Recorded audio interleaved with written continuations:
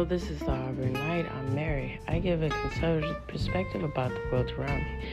As I do in the beginning of each episode of my podcast, I mention social media and audio platforms.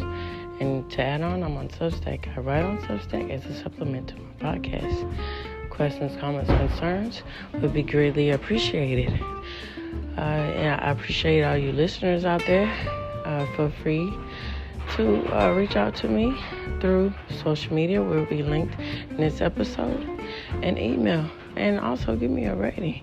We greatly appreciate it too. So, audio platforms. I'm on Audible, Amazon Music. I'm on Overcast, Pocket Cast, iHeartRadio. I'm on Spotify for podcasters, and Pandora. So this episode is about the history of pizza, and I'm gonna do this a little bit different. I'm gonna run it through like did you know sort of things, and at the end I will leave questions, comments, concerns for all of y'all to reach out to me again. All right, here we go.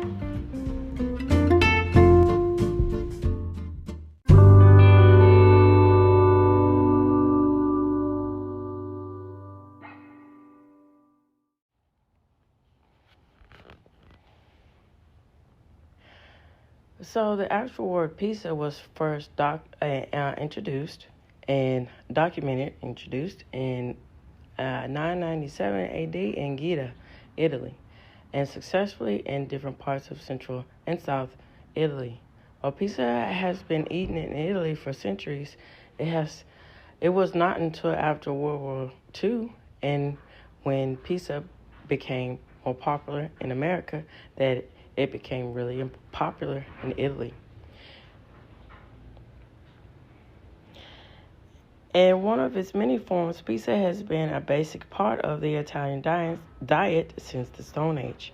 The earliest form of pizza was a crude bread that was baked beneath the stones of the fire. After cooking, it was seasoned with a variety of different toppings and used instead of plates and utensils to soup up broth or gravies. It was said that the idea of using bread as a plate came from the Greeks who ate flat round bread and baked with an assortment of toppings. It was eaten by the working man and his family because it was a thrifty and convenient food. The pizza actually could have been invented by the Greeks, Romans, or anyone who learned the secret of mixing flour with water and heating on a hot stone. All right, so the 6th century BC. At the height of the Persian Empire, it is said that the soldiers of Darius the Great, 1521 to 1486 BC, accustomed to lengthy marches, baked a kind of bread flat upon their shields and then covered it with cheese and dates. The 3rd century BC. Marcus Cato, I believe, also known as Cato the Elder, wrote the first history of Rome. He wrote about the flat round of dough dressed with olive oil, herbs, honey, baked on stones. 1st century BC. The translated version of Virgil from 70 to 19 BC. It describes the legendary origin of the Roman nation, describing cakes or circles of bread. The 1st century AD. Our knowledge of Roman cookery derives mainly from the excavations at Pompeii and from the great cookery book of Marcus Gavius called D.R.E. Concaria, I believe.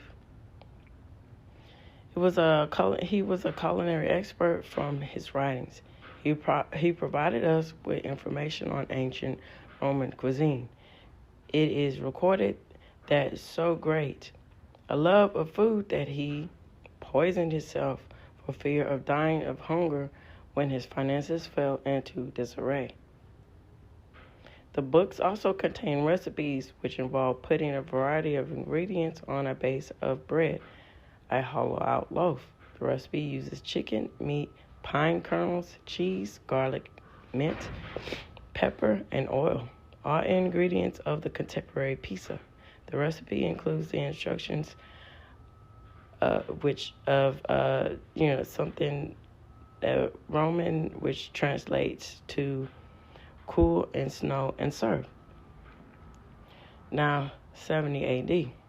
In the ashes after Mount Vesuvius erupted and smothered Pompeii on August 24th, 79 A.D., evidence was found that a flat flour cake that was baked and widely eaten at the time in Pompeii and nearby Naples, the Greek colony that became Naples.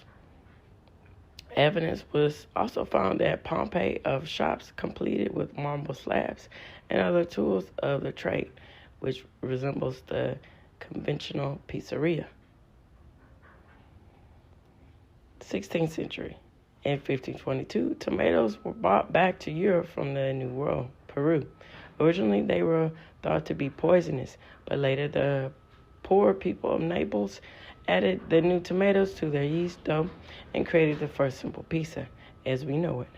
They usually had only flour, olive oil, lard, cheese, and herbs with which to feed their families. All of Italy proclaimed the Napoleon's pies,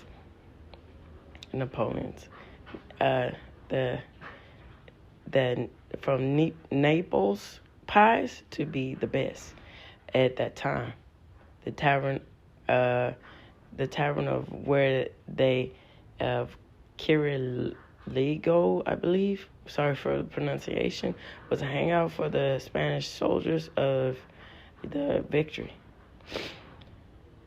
And it was said that they flocked there to feast on the specialty of the House of Pisa. In the 17th century, pizza had achieved a local popularity among visitors to Naples, who would venture into the poorer sections to taste the peasant dish made by a man called pizzaioli. In the 18th century, King of Naples, Ferdinando the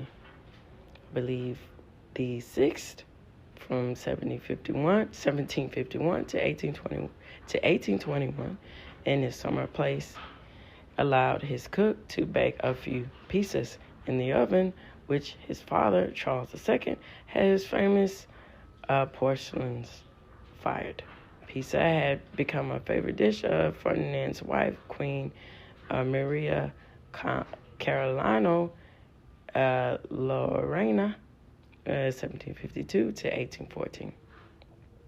So in the 19th century, in the late 19th century, pizza was sold in the streets in Naples at breakfast, lunch, and dinner.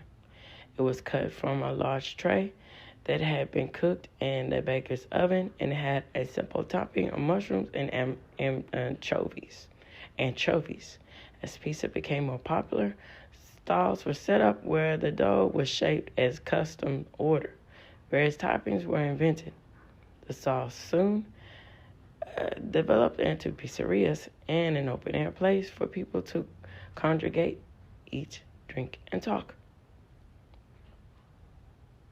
In 1889, King of Italy and his wife, Queen Margherita di Savoy, in Naples on holiday called their place the most popular of the pizzaioli, pizza chef.